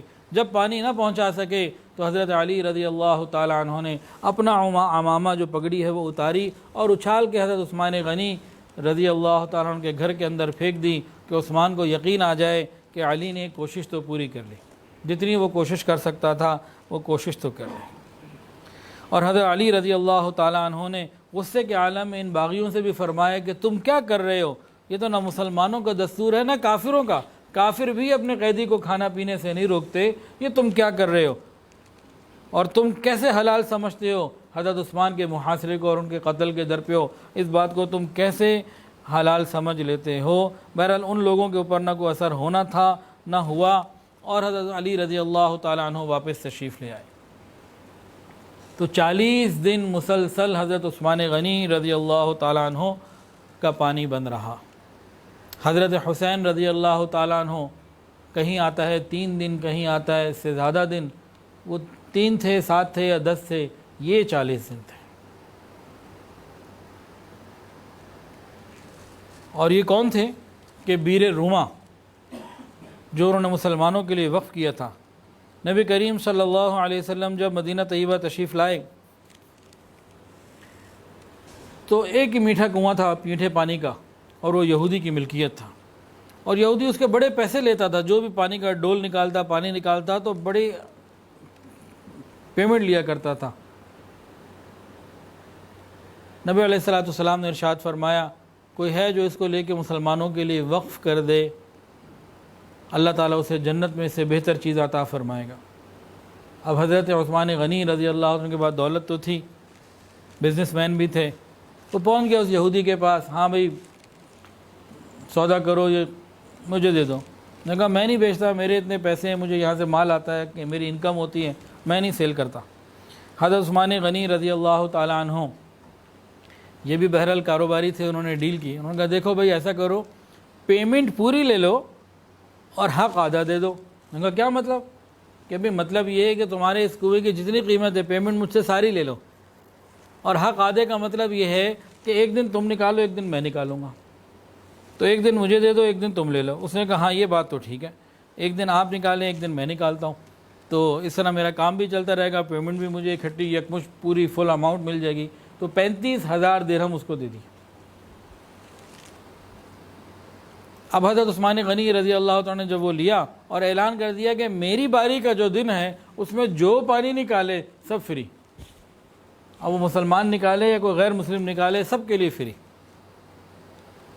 اب لوگوں کو ایک دن فری ملنا لگا اور ایک دن بڑا پیمنٹ کے اوپر، تو لوگوں نے کہا بھی ایک دن صبر کر لیتے ہیں، فری والے دن لے لیتے ہیں۔ اب چند دنوں اس کا کاروبار ٹھپ ہو گیا، وہ بڑا پریشان ہوا کہ بھئی یہ کیا بنا میرے ساتھ، تو وہ آیا کہنے لگا باقی آدھا بھی خرید لیں حق، تو انہوں نے پھر اس کو اور کچھ پیمنٹ دی اور وہ بھی خرید کے مسلمانوں کے لیے وقف کر دیا۔ تو یہ وہ عثمان غنی رضی اللہ تعالیٰ عنہ ہیں جنہوں نے شاید ہزاروں نہیں لاکھوں لوگوں کو، انسانوں کو، جانوروں کو، مسلمانوں کو، اوروں کو پانی پلایا، لیکن آج ان کے اوپر پانی بند کر دیا گیا۔ اور حضرت عثمان غنی رضی اللہ تعالیٰ عنہ بھوکے بھی ہیں پیاسے بھی ہیں، اس پیاس کی حالت میں تہجد بھی نہ چھوٹی، اس پیاس کی حالت میں روزے بھی نہ چھوٹے، اس پیاس کی حالت میں نمازیں بھی نہ چھوٹیں، اور اس پیاس کی حالت میں تلاوت قرآن مجید بھی نہ چھوٹی، سب کچھ کرتے رہے۔ اللہ اکبر کبیرہ۔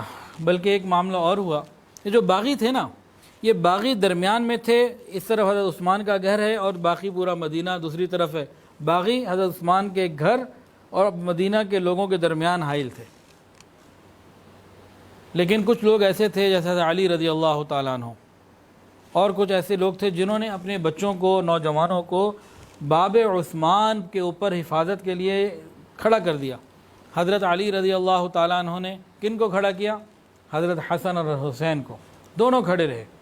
ادھر عبداللہ بن زبیر رضی اللہ عنہ کھڑے رہے، عبداللہ بن عمر کھڑے رہے، اور کئی صحابہ جو ہیں وہاں پہ کھڑے رہے۔ ان کا کیا کام تھا؟ ان کا ایک ہی کام تھا کہ حفاظت رہے، کہ ٹھیک ہے محصور تو ہیں لیکن حفاظت رہے۔ تو حضرت علی رضی اللہ تعالیٰ عنہ نے اپنے دونوں صاحبزادوں کو بحکم کہا کہ تم نے باب عثمان پہ، حضرت عثمان غنی کے دروازے پہ کھڑے رہ رہے ہیں ان کی حفاظت کی نیت سے۔ تو یہ لوگ وہاں کھڑے ہوتے تھے، کبھی کبھی جب یہ باغی آگے بڑھنے لگتے تو وہ تیر اندازی کرتے یا کسی طریقے سے باغیوں کو آگے بڑھنے سے روک لیا کرتے تھے۔ تو یہ ان کا سلسلہ تھا۔ اور حضرت عثمان غنی رضی اللہ تعالیٰ عنہ اندر بھوکے بھی ہیں، پیاسے بھی ہیں، محصور بھی ہیں اور مظلوم بھی ہیں۔ اور باہر کون کھڑے ہیں؟ عبداللہ بن زبیر کھڑے ہیں، عبداللہ بن عمر کھڑے ہیں، حضرت حسن و حسین کھڑے ہیں۔ ان کو تعلیم کیا دی جا رہی ہے؟ اس وقت تو کسی کو نہیں معلوم تھا کہ کربلا کا واقعہ کب آنا ہے اور کیسے آنا ہے، کون وہاں ہوگا اور کون نہیں ہوگا، لیکن ایک تربیت ہو رہی ہے کہ ہو سکتا ہے کہ تمہیں بھی بھوکے رہ کے سجدے کرنے پڑیں، تمہیں بھی پیاسے رہ کے سجدے کرنے پڑیں، تمہیں بھی پیاسا رہ کے جان قربان کرنے کا حوصلہ کرنا پڑے۔ تو یہ ایک تربیت تھی۔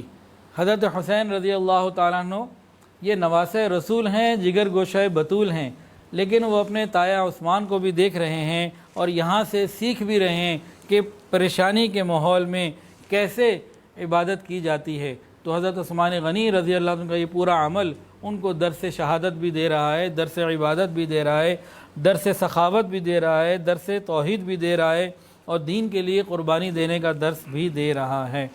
اگر یہ کہا جائے کہ حضرت عثمان غنی رضی اللہ عنہ کے اس دروازے پہ کھڑے ہو کے حضرت امام حسین رضی اللہ تعالیٰ عنہ نے سجدے میں سر کٹانا یہیں سے سیکھا، بھوکا پیاسا رہ کے عبادت میں سر جھکانا یہیں سے سیکھا، ظالموں کے سامنے گردن نہ جھکانا یہیں سے سیکھا، تو یہ غلط نہیں ہوگا۔ حضرت عثمان غنی رضی اللہ تعالیٰ عنہ نے یہ سارے کا سارا کام اس طریقے سے کیا۔ محاصرہ روز بروز تنگ ہوتا جا رہا ہے، دن بڑھتے جا رہے ہیں، گزرتے جا رہے ہیں، اور باغی کسی قسم کی نرمی کا رویہ اختیار کرنے کے لیے تیار ہی نہیں ہیں۔ بالآخر ایک ایسا موقع آیا کہ حضرت عثمان غنی رضی اللہ تعالیٰ عنہ نے اپنے گھر کی چھت پہ کھڑے ہو کے باغیوں سے خطاب کیا، جو حدیث کی کتابوں میں، سیرت کی کتابوں میں موجود ہے۔ اس کو سنیے اور دل کے کانوں سے سنیے۔ جب تک یہ دنیا قائم ہے یہ واقعہ کتابوں میں موجود رہے گا۔ انہوں نے اپنے گھر کی چھت پہ کھڑے ہو کے مجمع کو خطاب فرمایا اور فرمایا، کیا تمہیں معلوم ہے کہ حضرت صلی اللہ علیہ وسلم جب مدینہ تشریف لائے تھے، مسجد نبوی تنگ تھی، اور آپ نے ارشاد فرمایا تھا کہ کون اس زمین کو خرید کر وقف کرے گا اور اس کے صلے میں جنت میں اس کو بہتر جگہ ملے گی، تو میں نے وہ جگہ خرید کے دی تھی، کیا تم مجھے اسی مسجد میں داخل ہونے سے روکتے ہو؟ انہوں نے کہا جی بات تو یہ صحیح ہے، واقعہ تو صحیح ہے۔ دوسری بات انہوں نے کہی، تم خدا کی قسم کھا کے بتاؤ، جو رسول اللہ صلی اللہ علیہ وسلم مدینہ تشریف لائے تھے، آپ نے فرمایا تھا کوئی بیر روما کو خرید کر مسلمانوں کے لیے وقف کرے گا، تو پھر میں نے وہ کر دیا تھا اور نبی علیہ السلام نے مجھے جنت کی بشارت دی تھی، کیا تم مجھے آج اسی کنویں کا پانی پینے سے روکتے ہو؟ اور تیسری بات فرمائی، کیا تم جانتے ہو کہ عسرت کے لشکر کو، تنگی کے لشکر کو، غزوہ تبوک کے موقع پہ نبی علیہ السلام نے ارشاد فرمایا تھا کون ہے جو مسلمانوں کی مدد کرے گا؟ تو میں نے اس وقت 10,000، اس وقت عثمان غنی رضی اللہ تعالیٰ عنہ نے 10,000 لوگوں کا انتظام کیا، ان کی ہر چیز کا انتظام کیا سفر پہ جانے کے لیے۔ اس کے علاوہ نبی علیہ السلام کو 1,000 سونے کے سکے لا کے دیے۔ نبی علیہ السلام ان سکوں کو اچھالتے جاتے، ان کو دیکھتے جاتے، خوش ہوتے جاتے تھے اور فرماتے تھے کہ آج کے بعد عثمان کا کوئی عمل اسے نقصان نہیں پہنچا سکتا، اور جنت کی بشارتیں دی تھی۔ کہا کہ تم جانتے ہو؟ تو ان سب نے کہا کہ ہاں یہ ساری باتیں سچ ہیں، آپ نے جتنی باتیں بتائی ہیں ساری کی ساری سچ ہیں، لیکن ان کے دل اور دماغ صم بکم عمی فہم لا یرجعون کا نمونہ بنے ہوئے تھے، کسی بات نے ان کو اثر نہیں کیا، اور انہوں نے مزید محاصرے کو شدید کر دیا۔ پھر آپ نے یہ بھی فرمایا تھا، عثمان نے فرمایا کہ میں تم کو قسم دیتا ہوں، تم میں سے کسی کو یاد ہے کہ ایک دفعہ حضور صلی اللہ علیہ وسلم ایک پہاڑ پر چڑھے تھے، پہاڑ ہلنے لگا تھا، نبی علیہ السلام نے اس پہاڑ کے اوپر اپنا مبارک پاؤں مارا، کہا ٹھہر جا، تیرے اوپر ایک نبی، ایک صدیق اور ایک شہید ہے، کیا وہ بشارت تم نے، کیا اس وقت میں نہیں تھا، یہ بشارت میرے بارے میں نہیں ہے؟ لوگوں نے کہا ہمیں یاد ہے۔ پھر فرمایا تھا عثمان غنی رضی اللہ تعالیٰ نے 5ویں بات ارشاد فرمائی، فرمایا کہ تمہیں یاد ہے کہ مکہ مکرمہ میں حضور نے مجھے حدیبیہ کے سفر کے وقت مکہ مکرمہ مجھے بھیجا، حدیبیہ سے سفیر بنا کے بھیجا، تو کیا حضور صلی اللہ علیہ وسلم نے اپنے مبارک ہاتھ کو میرا ہاتھ قرار نہیں دیا تھا؟ کیا تمہیں یاد ہے؟ اور خود نبی علیہ السلام نے میری طرف سے بیعت نہیں کی تھی، خود آپ نے بیعت کی، اپنے ہاتھ کو میرا ہاتھ قرار دیا، اور میری طرف سے آپ نے میری غائبانہ بیعت نہیں کی تھی۔ انہوں نے کہا یہ سب کچھ سچ ہے، یہ مسند امام احمد کی روایت ہے یہ سب کچھ سچ ہے، لیکن بہرحال وہ ماننے کے لیے تیار نہیں تھے۔ حضرت عثمان غنی رضی اللہ تعالیٰ عنہ نے یہاں اپنے 5 بڑے بڑے معاملات کا ذکر کیا، لیکن آپ کی زندگی تو بے شمار ایسے واقعات سے بھری ہوئی ہے کہ جہاں اللہ اور اس کے رسول کی محبت بہت زیادہ نظر آتی ہے، جھلکتی ہے آپ کے ہر عمل سے۔ لیکن ظالموں کے بارے میں کیا کہیے؟ علامہ اقبال نے سچ کہا ہے، پھول کی پتی سے کٹ سکتا ہے ہیرے کا جگر، پھول کی پتی سے کٹ سکتا ہے ہیرے کا جگر، مرد ناداں پر کلام نرم و نازک بے اثر۔ کہ نرم کلام ان کے اوپر اثر نہیں کر رہا تھا، اصل میں وہ لاتوں کے بھوت تھے، وہ باتوں کے بھوت نہیں تھے، باتوں سے ماننے والے نہ تھے، انسان کی شکل میں بھیڑیے بھی تھے اور درندے بھی تھے، اور حضرت عثمان غنی رضی اللہ عنہ کے خون کے پیاسے بھی تھے۔ اللہ کی شان، اب 40واں دن قریب آ رہا ہے۔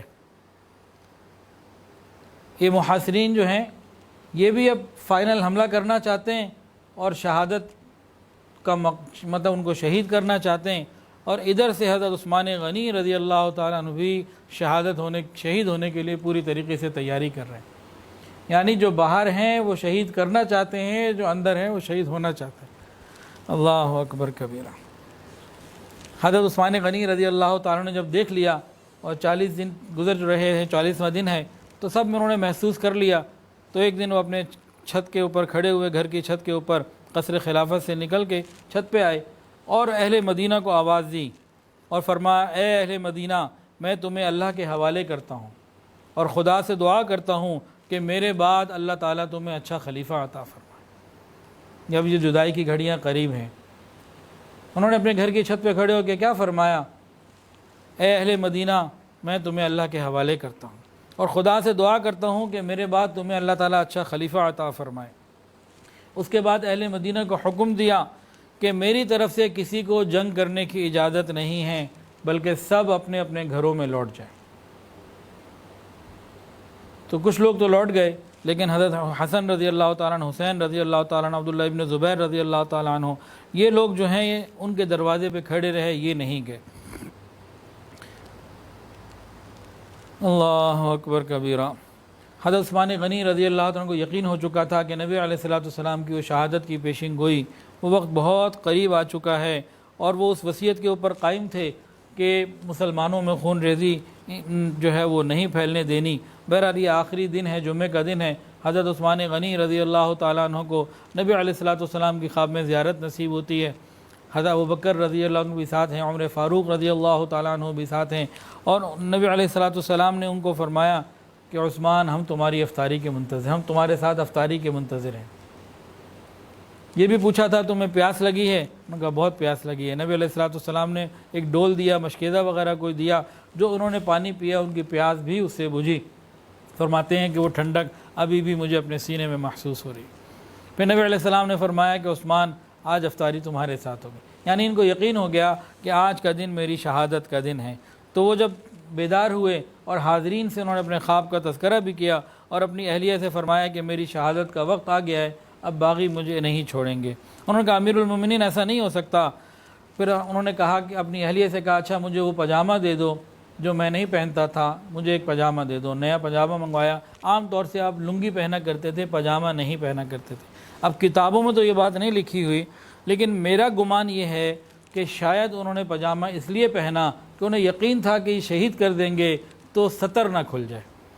یہ میرا گمان ہے، یہ میں نے کتاب میں کسی کتاب میں نہیں پڑھا۔ آج کئی کتابیں میں نے دیکھی تو یہ بات تو مجھے 2 جگہ ملی کہ وہ ہمیشہ لنگی جو تہبند ہے وہ باندھا کرتے تھے۔ اس وقت انہوں نے باقاعدہ اہتمام کے ساتھ پاجامہ منگوایا، لیکن اس کی وجہ مجھے ان جو کتابیں پڑھی ان میں نہ ملی۔ یہ میرا گمان ہے کہ ان کے ذہن میں یہ ہوگا کہ اس میں پردے کی جو ہے نا پوزیشن ذرا بہتر ہوتی ہے۔ آپ نے اس پاجامے کو پہنا اور یہ آپ کی زندگی کا آخری دن ہے، اور آپ نے اپنے 20 غلاموں کو آزاد کر دیا اور قرآن مجید لے کے بیٹھ گئے اور قرآن مجید کی تلاوت میں مشغول ہو گئے اور اپنے آپ کو اللہ تعالیٰ کے حوالے کر دیا۔ اگر حضرت عثمان غنی رضی اللہ تعالیٰ عنہ اس وقت یہ فیصلہ نہ کرتے بلکہ باغیوں سے نمٹنے کا فیصلہ کرتے تو نقشہ کچھ اور ہوتا، لیکن بہرحال جو اللہ کی طرف سے مقدر ہونا ہوتا ہے ہوتا ہی وہی ہے۔ امام مظلوم نے اپنی شہادت کی ساری تیاریاں پوری کر لیں، اب انہیں انتظار تھا اور شدت کے ساتھ انتظار تھا کہ یہ باغی آئیں، میری جان جائے گی، میں شہید ہو جاؤں گا۔ اور آج کی افطاری تو حضور صلی اللہ علیہ وسلم کے ساتھ کرنی ہے، آج کی افطاری تو حضرت ابوبکر صدیق رضی اللہ تعالیٰ عنہ کے ساتھ کرنی ہے، اور آج کی افطاری تو حضرت عمر فاروق رضی اللہ تعالیٰ عنہ کے ساتھ کرنی ہے۔ وہ شوق ملاقات ایسا تھا کہ بس ہر چیز کو چھوڑ کے روزے سے ہیں، قرآن مجید کی تلاوت کر لی، کرتے چلے جا رہے ہیں اور بیٹھ گئے ہیں کہ بس اب جو بھی ہوگا۔ اور انہیں یقین تھا کہ نبی علیہ السلام نے جب کہہ دیا افطاری تمہارے ساتھ ہونی ہے تو بس یہ آج میری زندگی کا آخری دن ہے۔ اللہ اکبر کبیرہ۔ پھر آپ نے باغیوں کے لیے اپنے دروازہ بھی کھول دیا اور قرآن مجید کی تلاوت کے لیے بیٹھ گئے۔ بہرحال ان کو انتظار تھا شہادت کا، ادھر وہ موقع کی تلاش میں تھے، تو باغیوں نے دروازے پہ حضرت حسن وغیرہ کھڑے ہوئے، باغیوں نے دیواریں جو ہے نا وہ پھاند کر پھلانگ کر آئے، اور اس کے بعد انہوں نے حضرت عثمان غنی رضی اللہ عنہ پر حملہ کر دیا۔ آپ تلاوت میں مصروف تھے، ایک درندہ صفت باغی نے آپ کے سر کے اوپر لوہے کی لاٹ ماری، آپ پہلو کے بل گر پڑے اور آپ کی زبان سے نکلا بسم اللہ توکلت علی اللہ۔ سودان بن حمران اس نے دوسری ضرب لگائی، خون کا فوارہ جاری ہو گیا۔ ایک اور سنگ دل آپ کے سینے کے اوپر چڑھا اور آپ کو 9 اس نے وار کیے، جسم کے اوپر 9 وار لگے۔ ایک اور شخص بڑا، اس کے ہاتھ میں تلوار تھی، وہ چاہتا تھا کہ پیٹ چاک کر دے۔ جب اس نے تلوار چلائی، ان کی بیوی حضرت نائلہ آگے آئیں، اس کی تلوار کو روکا، آپ کی تینوں انگلیاں شہید ہو گئی، حضرت نائلہ رضی اللہ تعالیٰ عنہ کی، آپ کی بیوی حضرت نائلہ کی، اور وہ پیٹ اس طریقے سے بچ گیا۔ اور جب اس نے 9 حملے کیے اوپر چڑھ کے جس شخص نے، تو اسی دوران حضرت عثمان غنی رضی اللہ عنہ کو شہادت مل گئی اور آپ شہید ہو گئے، روح جو ہے وہ جسم سے نکل گئی۔ انا للہ و انا الیہ راجعون۔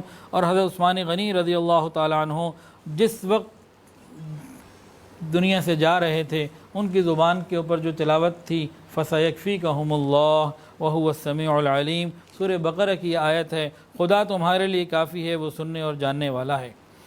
امام ابن جریر طبری رحمۃ اللہ علیہ فرماتے ہیں، لکھتے ہیں کہ قاتل بدبخت نے جب آپ پر حملہ کیا، آپ کے اگلے دانت ٹوٹ گئے اور خون کا فوارہ نکلا، اور قرآن مجید بھی جو سامنے رکھا ہوا تھا وہ بھی رنگین ہو گیا، اور اسی آیت کے حصے کے اوپر فَسَيَكْفِيكَهُمُ اللَّهُ وَهُوَ السَّمِيعُ الْعَلِيمُ آپ کا مبارک خون بھی گرا۔ اور اسی طرح اسی تکلیفوں میں آپ نے سبحان اللہ العظیم بھی کہا۔ تو 3 کلمات، سبحان اللہ العظیم، فَسَيَكْفِيكَهُمُ اللَّهُ اور بسم اللہ توکلت علی اللہ، یہ آپ نے جو ہیں وہ اس وقت بیان کیے، بسم اللہ توکلت علی اللہ۔ تو بہرحال حضرت عثمان غنی رضی اللہ تعالیٰ عنہ کے لیے اللہ واقعی کافی ہو گیا۔ کسی نے کیا خوب لکھا ہے کہ کسی کی شہادت کی گواہی مکہ کی گلیاں دیں گی، کسی کی شہادت کی گواہی مدینہ کی گلیاں دیں گی، کسی کی شہادت کی گواہی بدر کا میدان دے گا، کسی کی شہادت کی گواہی احد کا میدان دے گا، کسی کی شہادت کی گواہی حجاز کے میدان دیں گے، اور کسی کی شہادت کی گواہی کربلا کا میدان دے گا، لیکن قربان جاؤں تیرے میں عثمان، تیری شہادت کی گواہی اللہ کا قرآن دے گا،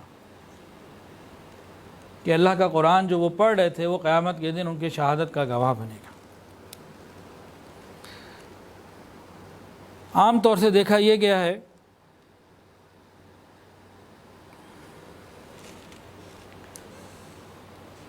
کہ جو دشمن ہوتے ہیں نا، یہ دوسرے جس کی جان لینا چاہتے ہیں جان لے کے چھوڑ دیتے ہیں، لیکن یہ ایسے حاسد تھے، ایسے دشمن تھے، ابھی بھی ان کا جو غصہ تھا، غضب تھا، ختم نہیں ہوا۔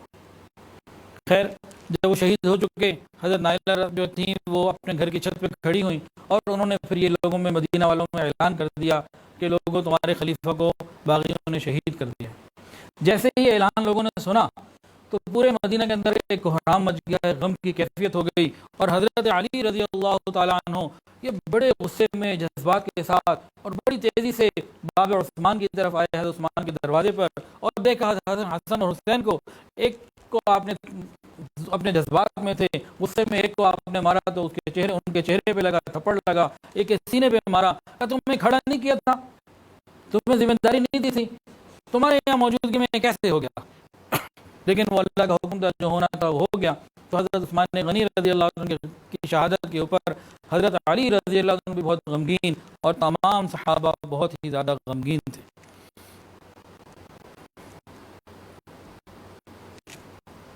اب لاش مبارک گھر کے اندر موجود ہے، لیکن باغیوں کا غصہ ختم نہیں ہوا۔ باغیوں نے اعلان کر دیا، خبردار، ان کو نہ تجہیز کی جائے گی، نہ تکفین کی جائے گی، نہ ان کو یہاں سے اٹھایا جائے گا، نہ ان کی نماز جنازہ ہوگی، اور ان کو مسلمانوں کے قبرستان میں دفن بھی نہیں کیا جائے گا۔ اکثر جگہ یہ ہوتا ہے کہ انسان دشمن کو مار کے بس بات مکمل ہو جاتی ہے، لیکن یہاں کچھ اور ہی معاملہ تھا، ابھی بھی باغیوں کا غصہ ختم نہیں ہوا تھا۔ تو بعض روایات میں آتا ہے کہ 2 دن 2 راتیں، بعض روایات میں آتا ہے کہ 3 دن 3 راتیں ان کی لاش کو ہاتھ نہیں لگانے دیا گیا، نماز جنازہ نہیں ہو سکی۔ مدینہ طیبہ میں رہتے ہوئے امیر المومنین کی 3 دن اس طریقے سے گزر گئے، اور ان 3 دنوں کے اندر بھی کئی واقعات آئے۔ اللہ اکبر۔ علامہ ابن عبد البر رحمۃ اللہ علیہ روایت کرتے ہیں کہ ان کی شہادت کے بعد ایک مصری ننگی تلوار لے کر آیا اور کہنے لگا، خدا کی قسم میں حضرت عثمان کی ناک کاٹوں گا۔ اس پر آپ کی زوجہ نے آستینیں چڑھا لی اور اس کی تلوار پکڑ لی، جس سے آپ کی زوجہ کا انگوٹھا کٹ گیا۔ اور آپ نے حضرت عثمان کے غلام سے کہا اس کے اوپر حملہ کرو اور اس کو جہنم میں داخل کرو۔ اس کے بعد عثمان کی تلوار سے اس شخص کو جہنم میں داخل کر دیا۔ پھر باغیوں نے اس بات کی بھی کوشش کی کہ آپ کا سر مبارک جو ہے جسم مبارک سے الگ کر دیا جائے، لیکن آپ کی گھر والی نے، گھر میں جو لوگ تھے انہوں نے ان ارادوں کو ناکام بنا دیا اور کام نہیں ہونے دیا۔ اسی طرح ایک ایسا باغی تھا عامر ابن ضابی، وہ آیا تو تھا حضرت عثمان غنی کی زیارت کے بہانے، آیا، قریب آ کر آپ کی پسلی کے اوپر وار کر کے پسلی کو توڑ دیا۔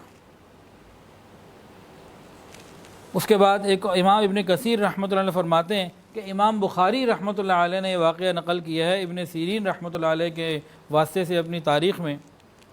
ابن سیرین کہتے ہیں کہ میں کعبے کا طواف کر رہا تھا تو میں نے ایک شخص کی بات سنی، وہ دعا کر رہا تھا اللہم اغفر لی، اللہ تو مجھے بخش دے، لیکن مجھے یقین ہے کہ تو مجھے نہیں بخشے گا۔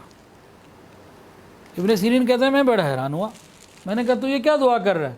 میں نے تو کبھی ایسا نہیں سنا، کوئی بیت اللہ میں آ کے بھی یوں کہے کہ اللہ تو مجھے معاف کر دے، لیکن مجھے اندازہ ہے، یقین ہے تو مجھے معاف نہیں کرے گا۔ اے بندے یہ کیا ہے تیرا کام، یہ تو نے کیا کیا؟ تو اس شخص نے کہا کہ میں نے ارادہ کیا تھا، عہد کیا تھا کہ میں حضرت عثمان غنی رضی اللہ عنہ کے منہ پہ تماچا ماروں گا، اور جب وہ قتل کر دیے گئے اور ان کا جنازہ ان کے گھر میں چارپائی پہ رکھا ہوا تھا تو میں وہاں داخل ہوا۔ داخل اس انداز سے ہوا کہ میں زیارت کے لیے آیا ہوں، دیکھنے کے لیے آیا ہوں، بس مجھے ذرا سا موقع تنہائی کا مل گیا تو میں نے اسی وقت آپ کے چہرے اقدس سے کپڑا ہٹایا اور آپ کے مبارک چہرے کے اوپر تھپڑ مارا، جس کی وجہ سے میرا وہ ہاتھ دایاں فوراً سوکھ گیا۔ ابن سیرین فرماتے ہیں کہ میں نے اس شخص کا، اس بدبخت کا دایاں ہاتھ دیکھا تو دیکھا کہ وہ ایسے سوکھا ہوا تھا جیسے کوئی لکڑی سوکھی ہوتی ہے۔ تو جو 2 یا 3 دن جو ایسے گزرے، اس میں ایک بدبخت نے آ کے پسلی توڑی، ایک نے آ کے تھپڑ مارا اور ایک نے آ کے سر اتارنے کی کوشش کی۔ تو یہ مختلف کوششیں ہوتی رہیں اور اعلان کیا گیا تھا کہ خبردار کوئی شخص ان کی جنازے کی نماز نہیں پڑھ سکتا اور ان کو مسلمانوں کے قبرستان میں دفن نہیں کر سکتا۔ اس سے زیادہ ظلم کیا ہوگا؟ یہ داماد رسول ہیں، سخاوت کو زینت ان سے ملی، لفظ سخاوت ان کی وجہ سے مشہور ہوا، اس کو عزت اور زینت ان کی وجہ سے ملی، اور مسلمانوں کے لیے کتنے کتنے انہوں نے کام کیے، اور اپنے ہی گھر میں، اپنے ہی شہر میں آج اس طرح بے دردی سے شہید کر دیے گئے، اور اب جنازہ اٹھانے کی بھی یہ ظالم اجازت نہیں دیتے۔ 3 دن گزر گئے، اس کے بعد کیا ہوا؟ اللہ کا عرش بھی ہلا ہوگا، میرا گمان ہے کہ اس واقعے سے ہلا ہوگا۔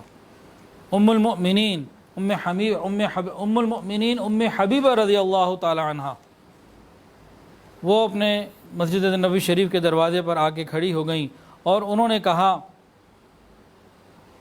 کہ میں تمہیں وارننگ دیتی ہوں، میں حضور صلی اللہ علیہ وسلم کی بیوی ہوں، امت کی ماں ہوں، تم سب کی ماں ہوں، یا تو عثمان غنی رضی اللہ عنہ کا جنازہ اٹھا کر دفن کرنے کی اجازت دے دو، ورنہ پھر میں بے حجابانہ باہر آؤں گی اور تمہارے مقابلے پر آ کر ان کی تجہیز و تکفین کے سارے کام میں خود انجام دوں گی۔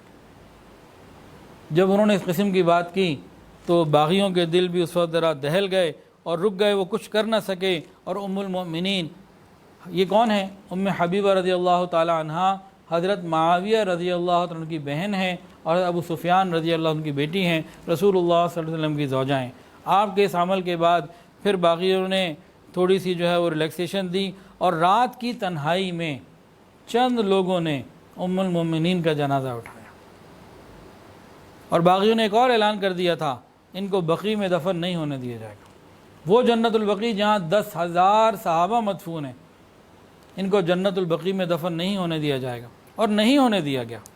اس وقت جنت البقیع چھوٹا تھا، آج بڑا ہے۔ جب جنت البقیع کئی مرتبہ ایکسٹینشن ہو کے اتنا بڑا ہو گیا کہ اب حضرت عثمان غنی رضی اللہ عنہ کی موجودہ جو پوزیشن ہے وہ جنت البقیع کے اندر ہے۔ لیکن اگر جن لوگوں کو جنت البقیع یاد ہو، آنکھوں میں گزر رہا ہو، وہ اگر غور کریں، ابتدائی سارے حصے میں صحابہ کرام ہیں، اور حضرت عثمان غنی رضی اللہ عنہ بہت آگے جا کے دور ان کی قبر ہے۔ تو اس زمانے میں ان کو جنت البقیع میں بھی دفن نہ ہونے دیا، اور رات کی تنہائی میں جب جنازہ نکلا تو حضرت علی رضی اللہ تعالیٰ عنہ، حضرت حسن رضی اللہ تعالیٰ عنہ، یہ وہ پہلے لوگ تھے جنہوں نے جنازے کو کندھا دیا۔ چند لوگ تھے، زیادہ لوگ بھی نہ تھے، اور یہ جنازہ جب نکلا، اور جب یہ جنازہ نکل رہا تھا حضرت نائلہ بھی ساتھ تھیں۔ پھر جنازہ جب یہ حضرت عثمان غنی رضی اللہ عنہ کے گھر سے نکلا ہوگا اور روضہ رسول کے سامنے سے گزرا ہوگا، کیا کیا دل میں صحابہ کے اور حضرت نائلہ کے دل میں خیالات پیدا ہوئے ہوں گے، کیا کیا باتیں پیدا ہوئی ہوں گی، ان کو نہ کوئی سوچ سکتا ہے نہ بیان کر سکتا ہے۔ اور کتنے جنازے آپ نے دیکھے ہوں گے، ان پہ پھول برسائے جاتے ہیں، کہیں کافور چھڑکا جاتا ہے۔ یہ امام مظلوم کا جنازہ ہے، باغیوں نے پتھر برسائے، مختلف چھتوں پہ کھڑے ہو گئے، جنازہ گزر رہا تھا، وہ اوپر سے پتھر برسا رہے۔ عاشق کا جنازہ ہے، ذرا دھوم سے نکلے، عاشق کا جنازہ ہے، ذرا دھوم سے نکلے، محبوب کی گلی میں ذرا گھوم کے نکلے۔ تو جنازے کے اوپر پتھراؤ بھی کیا گیا، اور بالآخر حضرت عثمان غنی رضی اللہ تعالیٰ عنہ کو جنت البقیع کے اندر جو ہے وہ دفن کر دیا گیا۔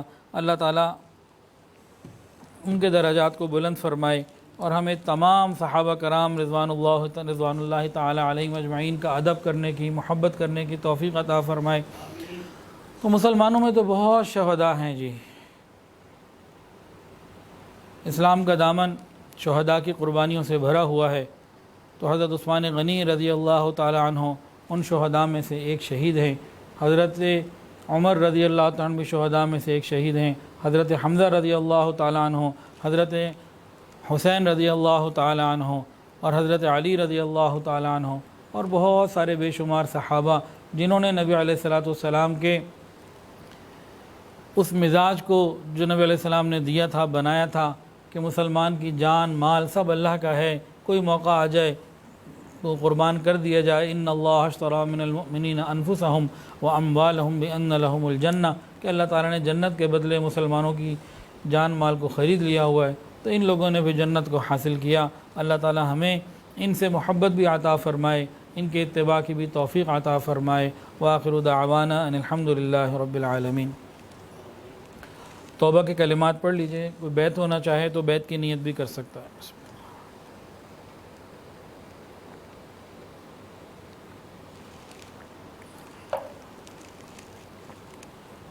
ساتھ ساتھ پڑھ لیجئے، بسم اللہ الرحمن الرحیم،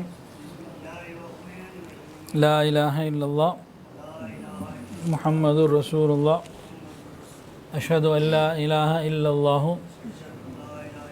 واشہد ان محمدا عبدہ ورسولہ، استغفر اللہ ربی من کل ذنب واتوب الیہ، استغفر اللہ ربی من کل ذنب واتوب الیہ، استغفر اللہ ربی من کل ذنب واتوب الیہ، برحمتک یا ارحم الراحمین۔